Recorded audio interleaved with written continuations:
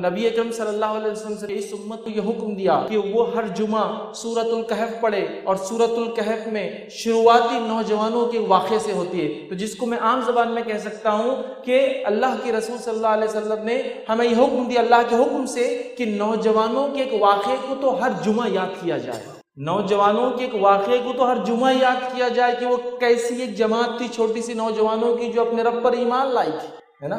تو گویا جوانی کی اہمیت بھی پتہ چلتی ہے کہ ہر جمعہ ریویژن ہوتا ہے، سورۃ الکہف ہم پڑھتے ہیں، اور اس میں بھی ایک وقت کا بادشاہ جو اپنے آپ کو رب کہلاتا تھا، معبود کہتا تھا، الہ کہتا تھا، جب کچھ نوجوان ایمان لائے تو اس کے حکومت میں زلزلہ آ گیا، ایک طرح سے بھونچال آ گیا، اس کا اسٹیج ہل گیا، ہم زبان میں بول سکتے ہیں، اور وہ ڈر گیا اس لیے کہ وہ جانتا تھا نوجوان کرنے کی طاقت اور صلاحیت رکھتے ہیں۔ میں آپ کو ایک مثال دے کے بات سمجھاتا ہوں، آیتیں کافی ہوتی ہیں۔ دیکھیں سورہ کہف کو جمعہ کے دن پورا پڑھنا ہے، یہ سٹارٹنگ کی 10 اور اینڈنگ کی 10 میں نے اس کی فضیلت صرف بتائی، وہ ہے کہ دجال سے حفاظت کے لیے یہ آیتیں کافی ہے، لیکن جمعہ کے لیے پورا پڑھنا ہے۔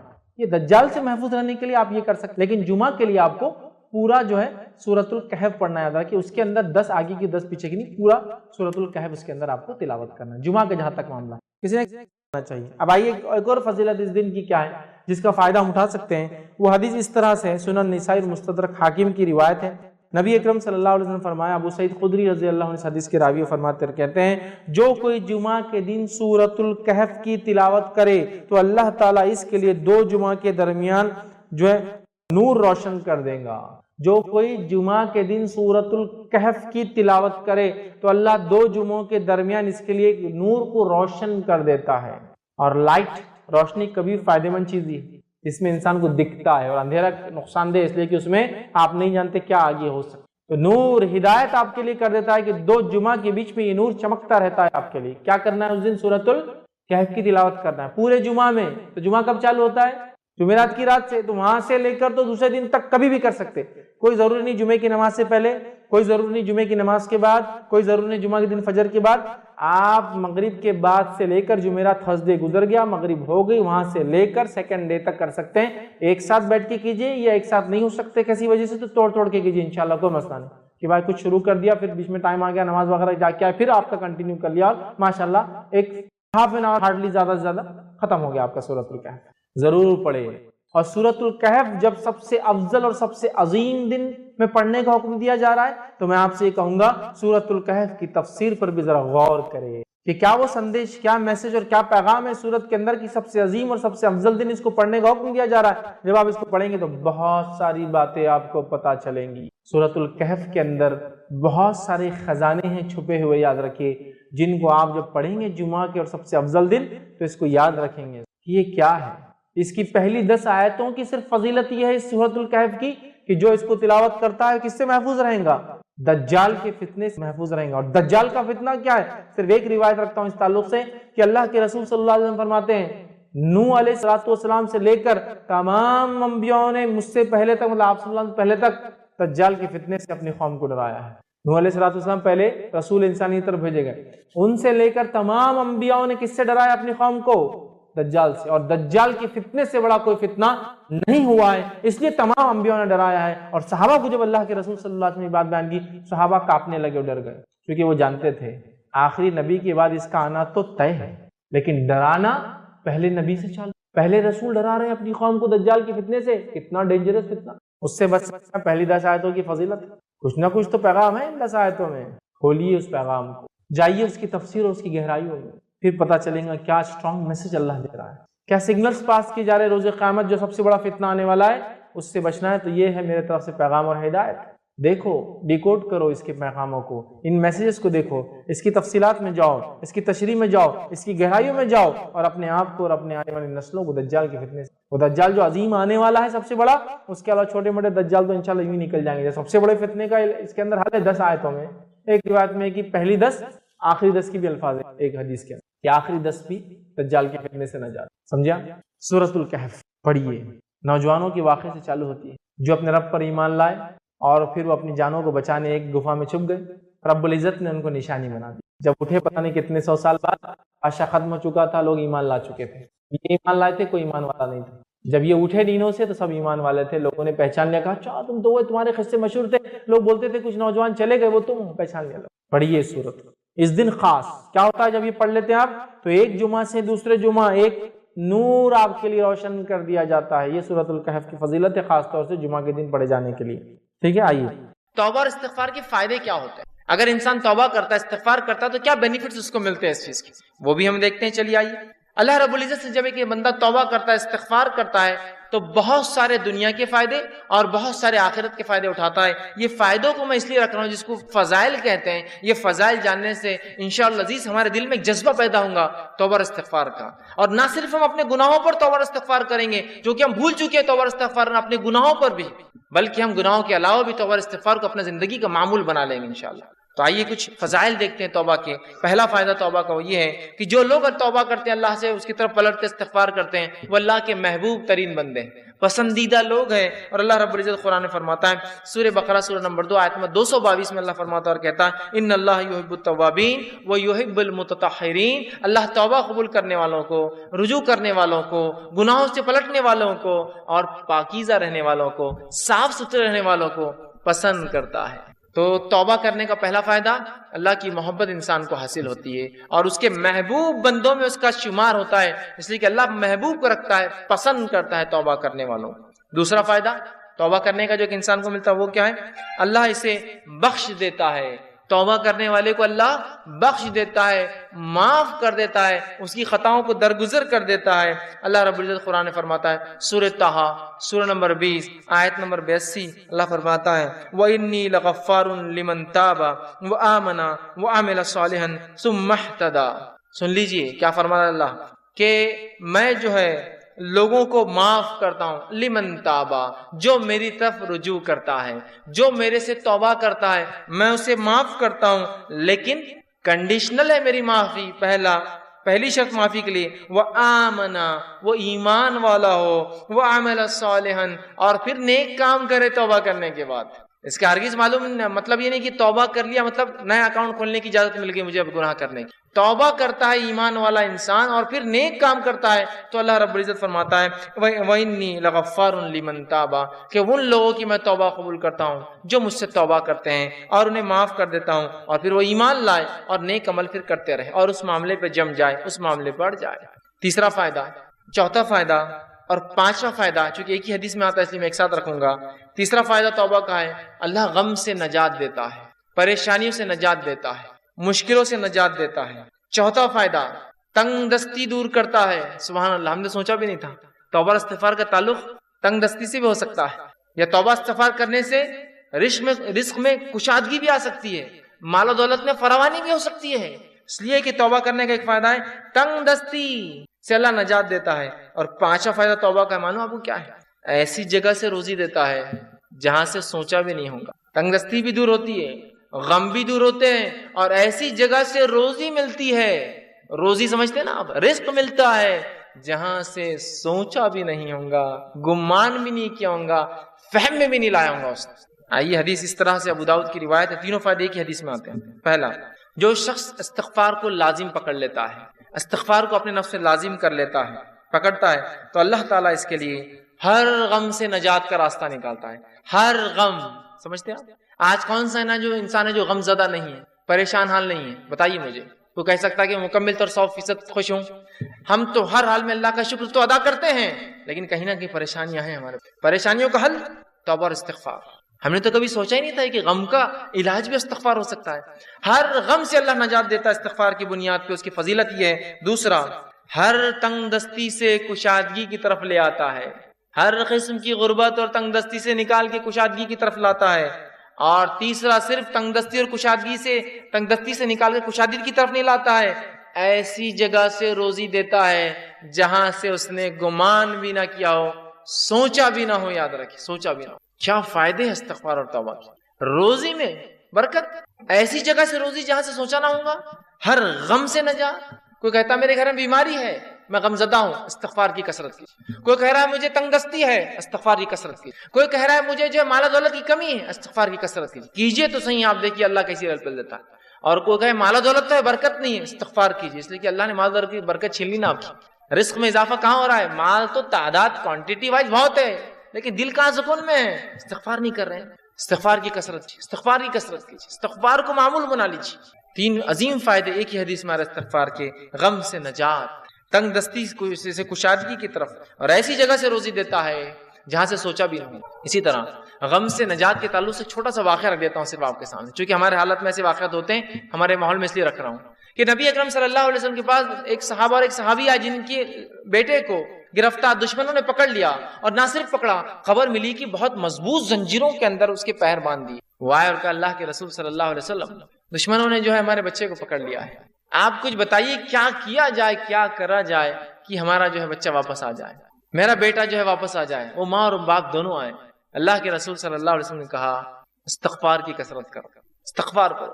وہ کہتے ہیں کہ وہ دونوں گھر گئے، استغفار کی خوب کثرت کی، اور ان کے بیٹے کہتے ہیں کہ جب میں بیڑیوں میں جکڑا تھا، اچانک ایسا ہوا کہ میری پیروں کی دونوں بیڑیاں ٹوٹ گئی، اچانک رات میں دونوں بیڑیاں ٹوٹ گئی۔ جب بیڑیاں ٹوٹ گئی تو میں پریشان ہو گئی، یہ کیا ہوا؟ لوہے کی زنجیریں تھی وہ بیڑیاں بولتے روہے کی موٹی موٹی زنجیروں میں جب قیدی کو قید کیا جاتا ہے جو آسانی سے نہیں ٹوٹتی، یاد رکھیے، ٹوٹ گئی۔ میں پریشان ہوا اور ایک اونٹ میں نے پکڑا، وہ ایک اونٹنی میں نے لی، اس پر سوار ہوا اور بھاگنے لگا۔ جب میں اس اونٹنی پر بیٹھ کر بھاگنے لگا تو سارے اونٹ باڑے کے نکل کے میرے پیچھے بھاگنے لگے۔ اب چونکہ مجھے تو جان بچانے تھی، میں نکل گیا اور پورے اونٹ بھی پیچھے بھاگنے لگے۔ اور اس کے بعد وہ اپنے گھر آئے، والدین خوش ہو اٹھے، والدین سے ملاقات کی اور اللہ کے رسول کے پاس اس بچے کو لے کر اللہ کے رسول ہمارا بیٹا گھر واپس آ گیا ہے، استغفار کی برکت دیکھی، بچہ واپس آ گیا۔ ہر غم تھا نا بیٹے کے گمنے کا، اللہ نجات دے دی، بیٹا واپس دے دیا۔ پھر کہا اللہ کے رسول اب یہ اونٹوں کو کیا کرے؟ چونکہ بھاگنے کے لیے میں نے دشمن کی اونٹنی لے لی تھی نا، جان بچانے کے لیے جو اونٹنی لی گئی تھی وہ ان کی نہیں تھی، دشمن کی تھی۔ اور کہا وہ ایک نہیں، وہ اونٹنی کی وجہ سے کئی اونٹ پیچھے آ گئے میرے۔ تو اللہ کے رسول نے کہا یہ رزق ہے جو اللہ نے تمہیں دیا بغیر سوچے کہ، مطلب ایسی جگہ سے دیا جو تم استعمال کرو ان اونٹنیوں کو اور ان اونٹوں کو، اور ان کو سارے اونٹ دے دیے۔ دیکھیے نا، ایک تو نجات ملی استغفار سے، اور دوسرا رزق بھی مل گیا جہاں سے سوچا بھی نہیں تھا۔ دشمن کا رزق، مطلب دشمن کے پاس کی چیز گھر آ گئی اپنی۔ کتنے فائدے نا استغفار کے۔ آئیے استغفار کے اور فائدے سن لیں۔ 6واں، 7واں، 8واں، 9واں فائدہ ایک ہی آیت کے اندر آتا ہے، اس لیے 4 فائدے رکھ رہا ہوں۔ 6واں فائدہ، بہترین اللہ موسلا دار بارش برساتا ہے استغفار کی کثرت سے۔ اسی طرح مال میں اضافہ کرتا ہے اللہ جو ہے استغفار کی کثرت سے اور توبہ کی کثرت سے۔ اولاد میں ترقی دیتا ہے اللہ استغفار اور توبہ کی کثرت سے، اور باغات اور نہریں نکال دیتا ہے، رزق کے ذریعہ بنا دیتا ہے استغفار کی کثرت سے۔ اللہ رب العزت نے سورہ نوح سورہ نمبر 71 آیت نمبر 10، 11 اور 12 میں فرمایا اور کہا، نوح علیہ السلام نے اپنی قوم کو دعوت دی، اور دعوت دیتے وقت وہ انہیں کیا کہہ رہے سنیے، وہ کہتے ہیں قُلْتُ اسْتَغْفِرُوا رَبَّكُمْ إِنَّهُ كَانَ غَفَّارًا، اے میری قوم اپنے رب سے استغفار کرو اپنے گناہوں کے لیے، تم شرک جیسی برے جرم میں جو ہے پھنسے ہوئے ہو، اپنے رب سے معافی مانگو جو ہے إِنَّهُ كَانَ غَفَّارًا، تمہارا رب ہمارا رب ضرور ہمیں معاف کرے گا اس گناہ کے لیے بھی اور تمام چیزوں کے لیے۔ يُرْسِلِ السَّمَاءَ عَلَيْكُمْ مِدْرَارًا، اور جب تم توبہ کرو گے تو آسمان سے موسلا دھار بارش برسائیں گا جو نفع بخش ہوتی ہے، نقصان دہ نہیں ہوتی۔ یرسل السماء علیکم مدرارا، کس وجہ سے؟ ایمان لانے کے بعد اگر استغفار کرو گے تو آسمان سے بہترین موسلادھار بارش برسائیں گا۔ پھر فرمایا وَيُمْدِدْكُمْ بِأَمْوَالٍ وَبَنِينَ، اور تمہیں مال میں، دیکھیے مال کا سیدھا لفظ ہے، رزق کا لفظ ہے، رزق میں مال اولاد سب آتا ہے۔ وَيُمْدِد، تمہیں بڑھاوا دیں گا، مَالٍ وَبَنِينَ، مال میں، روپیے اور پیسے میں، اور لڑکوں میں اضافہ کریں گا تمہارے، ہے نا۔ انسان کیا چاہتا ہے اپنے لیے؟ تو کہا تم چاہتے ہو نا رب سے اولاد اور لڑکے، تو اس میں اضافہ کریں گا تمہارے۔ تو جو لوگ بے اولاد ہو استغفار کی کثرت کریں، بارش نہیں ہو رہی ہے استغفار کی کثرت، چونکہ نوح علیہ السلام کہہ رہے ایمان کے بعد استغفار کرو گے تو بارش برسائیں گا، مال و دولت میں اضافہ کریں گا، اولاد عطا فرمائیں گا تمہیں، ٹھیک۔ پھر فرمایا وَيَجْعَلْ لَكُمْ جَنَّاتٍ وَيَجْعَلْ لَكُمْ أَنْهَارًا، اور تمہارے لیے بہترین باغات میسر کر دیں گا، اور صرف باغات نہیں، بہترین نہریں جاری کر دیں گا کہ نہ صرف کھیتی ہو، پانی والی کھیتیاں تمہیں عطا فرمائے۔ 4 فائدے دیکھیں استغفار کے کیسے ایک ہی ساتھ آ رہے ہیں۔ بارش کا بہترین برسنا، دوسرا فائدہ ہم دیکھ رہے ہیں اس کے اندر وہ یہ ہے کہ مال میں اضافہ، اولاد میں اضافہ، اور کھیتی باڑی اور نہروں کے اندر اضافہ اللہ تعالیٰ کر دیتا ہے۔ 10واں فائدہ استغفار کا وہ یہ ہے انسان کا دل سیاہ کالا ہونے سے بچ جاتا ہے۔ نبی اکرم صلی اللہ علیہ وسلم فرماتے ہیں، مستدرک حاکم کی روایت آپ نے فرمایا، بندہ جب گناہ کرتا ہے تو اس کے دل پر ایک کالا سیاہ داغ پڑ جاتا ہے، ایک سپاٹ آ جاتا ہے۔ اگر وہ استغفار کر لیتا ہے تو سپاٹ مٹا دیا جاتا ہے، وائپ آؤٹ کر دیا جاتا ہے، صاف کر دیا جاتا ہے۔ لیکن اگر وہ توبہ اور استغفار نہیں کرتا تو داغ بڑھتا جاتا ہے، بڑھتا جاتا ہے، بڑھتا جاتا ہے، حتیٰ کہ اس کا پورا دل کالا ہو جاتا ہے۔ تو اگر انسان توبہ استغفار کرتا ہے تو دل صاف ہو جاتے ہیں، وہ دھبا دل سے نکل جاتا ہے جو گناہ کی وجہ سے لگ جاتا ہے دلوں کے اوپر. لیکن آج گناہ کرنے کے بعد بھی ہم کہاں رجوع کرتے ہیں، استغفار کرتے ہیں، ہے نا. اسی لیے کہا جاتا ہے ہمارے دل تو آج کالے ہو چکے ہیں، اس لیے کہ ہمارے اعمال کالے ہیں. استغفار کرنے سے دھبا مٹتا چلا جاتا ہے. گناہ ہوئے استغفار کیجیے، توبہ کیجیے، دھبا مٹ جائیں گا. تو دل کالے ہونے سے بچ جاتا ہے، اور جب استغفار کرتا ہے تو دل چمکا دیا جاتا ہے، صاف کر دیا جاتا ہے. اسی طرح 11واں فائدہ توبہ اور استغفار کا وہ یہ ہے کہ توبہ اور استغفار سے کتنا ہی گناہ، بڑا گناہ کیوں نہ اللہ معاف کر دیتا ہے. توبہ اور استغفار جب انسان کرتا ہے نا، کتنا ہی بڑا گناہ آپ نے اور ہم نے کیوں نہ کیا ہو، اللہ معاف کر. کتنا ہی بڑا، اور سب سے بڑا دنیا میں گناہ کون سا ہے؟ اللہ کے ساتھ شرک کرنا. اگر شرک کرنے والا بھی توبہ کرے سچی، تو سچی توبہ کے بعد اللہ اس کے شرک کو بھی معاف کر دیتا ہے، زنا کو بھی معاف کر دیتا ہے، کفر کو بھی معاف کر دیتا ہے، نفاق کو بھی معاف کر دیتا ہے، ہر قسم کے گناہ کو معاف کر دیتا ہے. اور نماز اگر چھوڑتا ہے، تارک الصلاۃ ہے، نماز چھوڑنے والا، تو اس کے گناہ معاف ہو جائیں گے. لیکن توبہ سچی ہو، اور توبہ کی شرائط میں بہرحال انشاءاللہ آگے آؤں گا. لیکن جو بات آیت گزری آگے وہ یہ ہے کہ ایمان لانے کے بعد عمل صالح پڑ جائے، یہ توبہ کی شرائط ہے. ورنہ یہ نہیں کہ توبہ کر لی اور اگلا گناہ کرنا پھر شروع کر دیا. گناہ کرنے سے ہر گناہ کی معافی، توبہ کرنے سے ہر گناہ کی معافی ملتی ہے، ہر گناہ کی. شرط یہ ہے کہ موت سے پہلے یا قیامت کی کوئی بڑی علامت آنے سے پہلے یہ کر لیا جائے، موت سے پہلے.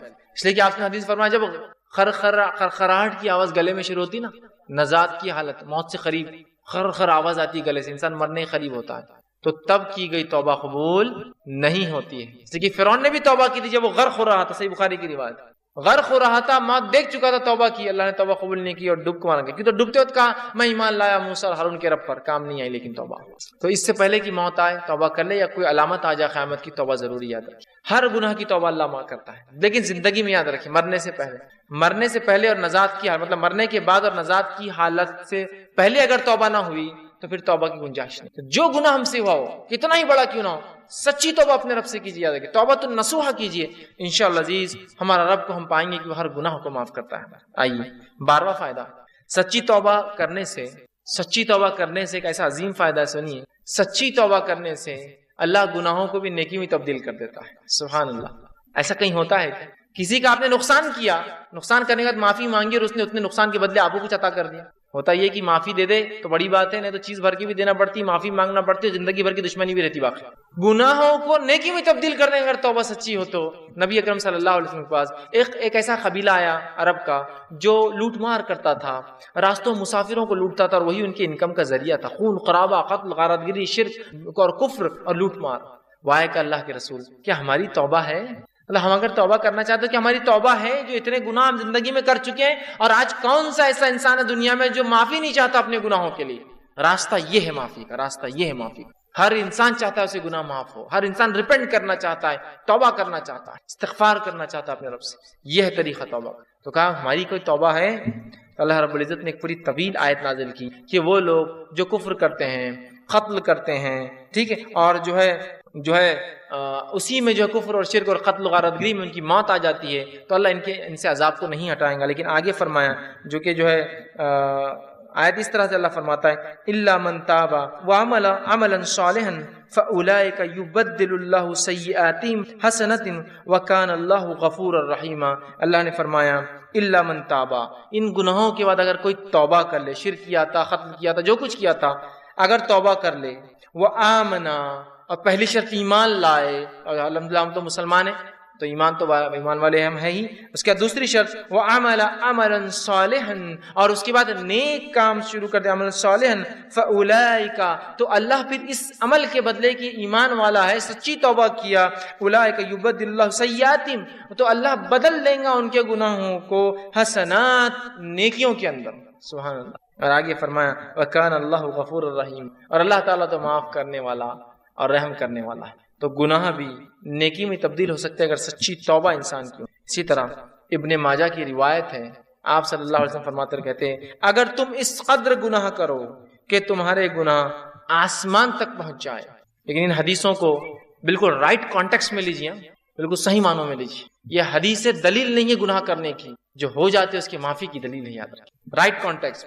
تو اللہ کے رسول فرماتے ہیں کہ اگر تمہارے گناہ آسمانوں تک بھی اگر چھوئیں گے، ٹھیک، اگر تم اس قدر گناہ کرو کہ تمہارے گناہ آسمانوں تک پہنچ جائیں گے، پھر تم توبہ کر لو تو اللہ تمہاری توبہ کو قبول کریں گا. اگر کسی انسان نے ایسے بھی گناہ کیے ہو جو آسمانوں تک چھو رہے جا کر، لیکن وہ اللہ کی ذات سے ان گناہوں پہ کبھی نا امید نہ ہو، یاد رکھیے، بلکہ اگر سچی توبہ کرتا ہے تو انشاءاللہ عزیز اپنے رب کو وہ توبہ قبول کرنے والا اور معاف کرنے والا ضرور پائیں گا، یاد رکھیے، لیکن توبہ سچی ہو، اس کے شرائط کے ساتھ، یاد رکھیے۔ چلیے آئیے آگے، 13ویں چیز، 13واں فائدہ جو ہم توبہ کا فائدہ اٹھاتے ہیں اور جو ہے استغفار کا، آدمی سچی توبہ کی وجہ سے جنت کا مستحق بن جاتا ہے، سچی توبہ کی وجہ سے جنت کا مستحق بن جاتا ہے۔ اللہ رب العزت نے سورہ تحریم سورہ نمبر 66 آیت نمبر 8 میں فرمایا، یا ایھا الذین آمنوا توبوا الی اللہ توبۃ نصوحا، اے وہ لوگوں جو ایمان لائے ہو، اللہ سے سچی توبہ کرو، سچا رجوع کرو، سچے ڈھنگ سے اس کی طرف پلٹو اور گناہوں سے اپنی معافی مانگو، تو نصوحا عسیٰ ربکم ان یکفر عنکم سیئاتکم، تو ہو سکتا ہے تمہارا رب پھر تم سے تمہارے گناہوں کی مغفرت کر دے، اس کا کفارہ کر دے، اسے معاف کر دے، سیئاتکم ویدخلکم جنات تجری من تحتها الانہار، اور تمہیں ایسی جنتوں میں داخل کر دے جس کے نیچے ندیاں نہریں بہتی ہیں۔ توبہ کرنے کا فائدہ، انسان جنت کا مستحق بن جاتا ہے۔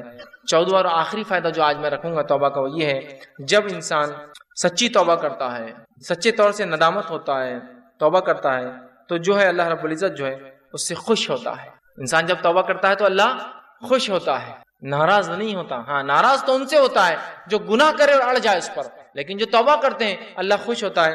حدیث کے الفاظ اس طرح سے ہیں، جو توبہ کے بارے میں نبی اکرم صلی اللہ علیہ وسلم فرماتے ہیں کہ اللہ خوش ہوتا ہے، اور حدیث اس طرح سے ہے جو صحیح بخاری کی روایت ہے، آپ صلی اللہ علیہ وسلم فرماتے ہیں کہ اللہ اپنے بندے کی توبہ پر ایسا خوش ہوتا ہے، جب بندہ توبہ کرتا ہے اللہ ایسا خوش ہوتا ہے جیسے کہ ایک شخص سفر پر نکلا ہو، مسافر ہو، سفر کر کے چل جا رہا ہو، اور ایک جگہ اپنے اونٹ کو باندھے اور لیٹ جائے ریگستان کے بیچ میں، اور جب وہ جاگے تو اس کا اونٹ چلا جائے، وہ تھوڑا نکل کر ڈھونڈتا ہے اپنے اونٹ کو، اس کا اونٹ اسے نظر نہیں آتا، تو پھر وہ واپس آتا ہے اور سوچتا ہے کہ اب ریگستان میں گھوم کے مرنے سے اچھا ہے جہاں لیٹا تھا اس چھوٹے درخت کے نیچے لیٹ جاؤں تو مجھے موت آ جائے، کیونکہ اب ریگستان میں اونٹ گھومنا مطلب موت ہے اور کوئی راستہ نہیں۔ وہ آ کر لیٹ جاتا ہے، اور جب لیٹ جاتا ہے تھوڑی دیر بعد دیکھتا ہے تو اس کا اونٹ پورے مال کے ساتھ جوں کا تو کھڑا ہے۔ ایک تو ریگستان، اس پر اکیلا مسافر، اور اس پر اونٹ کا واپس آنا، یہ بہت تعجب کی بات ہے۔ جو لوگ عرب ہیں وہ جانتے ہیں، جو لوگ اونٹ پالتے ہیں وہ جانتے ہیں، اونٹ کبھی زندگی میں پالتو نہیں ہوتا۔ اس لیے حدیث میں آپ نے فرمایا قرآن جو شخص حفظ کرتا ہے اسے پکڑ کر رکھے، اس لیے کہ قرآن کا حفظ ایسے ذہن سے نکلتا ہے جیسے اونٹ مالک سے نکل کر بھاگ جاتا ہے۔ ایک اونٹ کو آپ 100 سال پالیے، 100 سال بعد رسی ایک بار کھلی چھوڑیے، ایسے بھاگے گا کہ کبھی واپس لوٹ کر نہیں آئے گا، لیکن اس کا اونٹ واپس مال کے ساتھ آ جاتا ہے۔ اس بڑی خوشی کی بات کر، اور وہ خوشی سے جم اٹھتا ہے اور کہتا ہے خوشی میں، اے اللہ میں تیرا رب اور تو میرا بندہ، خوشی میں، چونکہ اس کو سمجھتا نہیں کیا بولوں اس خوشی کے اندر، تو کہتا ہے اللہ میں تیرا رب اور تو میرا بندہ۔ اس آدمی سے بھی زیادہ اللہ خوش ہوتا ہے جب کوئی شخص توبہ کرتا ہے، اس آدمی سے بھی زیادہ اللہ خوش ہوتا ہے جب کوئی شخص توبہ کرتا ہے۔ دیکھ رہے ہیں آپ توبہ کیا فضیلت، اللہ خوش ہوتا ہے توبہ کرنے والوں سے، اور بہت ناراض اور غضبناک ہوتا ہے، عذاب نازل کرتا ہے جو گناہوں پہ گناہ کرتے ہیں۔ اور انسان ہونے کے ناطے کیا گناہ ہم سے نہیں ہوتے، کیا گناہ نہیں ہوتے ہماری آنکھوں سے، ہمارے ہاتھ سے، ہماری زبان سے، ہمارے کانوں سے، ہمارے جسم سے، لیکن رب سے ہم فوراً کر لیں استغفر اللہ استغفر اللہ، پتہ نہیں کیا ہو گیا، کوئی چیز نقصان پہنچ گیا، کسی جانور کو نقصان پہنچ گیا، کسی انسان کو پہنچ گیا ہوں، میں نہیں جانتا ہوں، میری گاڑی کہیں کھڑی تھی کسی کو تکلیف ہو گئی ہوں گی، استغفار کا ورد کر رہا ہوں استغفر اللہ، ہو گیا گناہ معاف۔ آئندہ وہ غلطی نہیں کرنا چاہیے، لیکن انون، ہم کو نہیں پتا ہم سے کیا ہو رہا ہے، کتنی خطائیں غلطیاں ہو جاتی ہیں، بس ورد کرتے رہیے، اپنے ایک معمول بنا لے ہم۔ تو آپ صلی اللہ علیہ وسلم فرماتے ہیں اس سے زیادہ اللہ خوش ہوتا ہے اس آدمی سے جب کوئی انسان اپنے رب کی طرف رجوع کرتا ہے اور توبہ کرتا ہے، پلٹتا ہے، گناہوں سے معافی مانگتا ہے۔ ابن القیم رحمہ اللہ جو ہے کتاب ہے ان کی لکھی ہوئی مدراج سالکین، اس کے اندر بہت اچھی بات نقل کرتے ہیں، انشاءاللہ اس کتاب کا میں پورا وہ پریفیس وہ جملہ آپ کے سامنے نقل کرتا ہوں۔ وہ لکھتے ہیں اور کہتے ہیں توبہ کے بارے میں کہ توبہ ہی دین کی حقیقت ہے، وہ لکھتے ہیں اور کہتے ہیں، فرماتے ہیں، آپ نے فرمایا اور کہا، فرماتے ہیں کہ دین اسلام کی حقیقت، توبہ دین اسلام کی حقیقت ہے اور سارے کام، سارا دین توبہ میں داخل ہے۔ توبہ اتنی اہم چیز ہے کہ سارے کام اور سارا دین توبہ میں داخل ہے۔ یہی وجہ ہے کہ توبہ کرنے والا اس بات کا مستحق ہے کہ اللہ تعالیٰ کا وہ دوست قرار دیا جاتا ہے، کیونکہ اللہ تعالیٰ توبہ کرنے والوں اور پاک صاف رہنے والوں کو دوست رکھتا ہے کہ تو اللہ جس سے محبت کرتا ہے مطلب وہ اللہ کا دوست ہے نا، توبہ کرنے والوں سے اللہ محبت کرتا ہے مطلب اللہ کے دوست ہے۔ اس کا مطلب توبہ دین کا بہت اہم حصہ، بلکہ وہ کہتے ہیں بلکہ مکمل دین اسلام مکمل توبہ کے اندر ہے۔ پھر وہ آگے لکھتے ہیں اللہ تعالیٰ اپنے ان بندوں سے محبت رکھتا ہے جو اس کام کو بجا لائے جس کا اس نے حکم دیا ہے اور اسے ترک کرے، ان کاموں کو چھوڑ دیں جس سے اس نے منع فرمایا ہے۔ تو گویا توبہ کا مفہوم یہ ہے کہ جن کاموں کو اللہ تعالیٰ نے ظاہری اور باطنی طور پر ناپسند فرمایا ہے، فرماتا ہے انسان ان سے رجوع کرے، توبہ کرے، کرتے ہوئے ایسے کاموں کو اختیار کرے جنہیں اللہ تعالیٰ ظاہری اور باطنی، مطلب اوپنلی اور کلوزلی، چھپا ہوا، سیکرٹلی اس کو پسند کرتا ہے، فرماتا ہے۔ اس اعتبار سے توبہ ایک جامع لفظ ہے اور اسلام، ایمان اور احسان اس توبہ میں مکمل طور سے داخل ہے، اور یہ تمام مقامات کا احاطہ کیے ہوئے، اسی لیے یہ ہر مومن کے مقصود کی ابتدا بھی ہے کہ وہ توبہ کرے، اور انتہا بھی ہے، خاتمہ بھی اسی پر ہو کہ وہ توبہ کرے۔ اسی مقصود کی خاطر مخلوق کو جود بخشا گیا، اور توحید اسی کا ایک جز ہے، بلکہ عظیم جز ہے۔ پھر آگے لکھتے ہیں اکثر لوگ توبہ کی قدر و منزلت اور اس کی حقیقت سے آگاہ نہیں ہوتے۔ علم اور عمل اور حال کے اعتبار سے توبہ کرنا تو بہت دور کی بات ہے۔ اللہ تعالیٰ توبہ کرنے والوں سے اسی لیے محبت رکھتا ہے کہ ساری مخلوق میں وہی ہے جو اس کے خاص بندے ہیں۔ توبہ کرنے والے خاص بندے ہیں، گناہ گار تو سارے ہی ہیں، خاص ہیں۔ اگر توبہ اسلام کے تمام احکام اور ایمان کے کامل حقائق کی جامع نہ ہوتی تو اللہ تعالیٰ اپنے بندے کی توبہ پر اس قدر مسرت کا اعلان نہ کرتا۔ اگر توبہ بہت اہم چیز نہ ہوتی تو وہ حدیث میں وہ نہیں آتا کہ ایک آدمی جس طرح سے خوش ہوتا ہے اللہ ویسا خوش ہوتا ہے، اعلان اظہار نہ فرماتا۔ تمام مقامات، وہ احوال جن کے بارے میں لوگ گفتگو کرتے ہیں، وہ سب توبہ ہی کی تفصیلات اور اس کی آثار اور اسی کے نتائج ہیں۔ تو توبہ کے بارے میں کتنی پیاری بات لکھتے ہیں کہ ہر چیز کا تعلق کہتے دین اور اسلام کا توبہ سے ہے۔ اب آئیے توبہ کی کنڈیشنز کیا ہیں، شرائط۔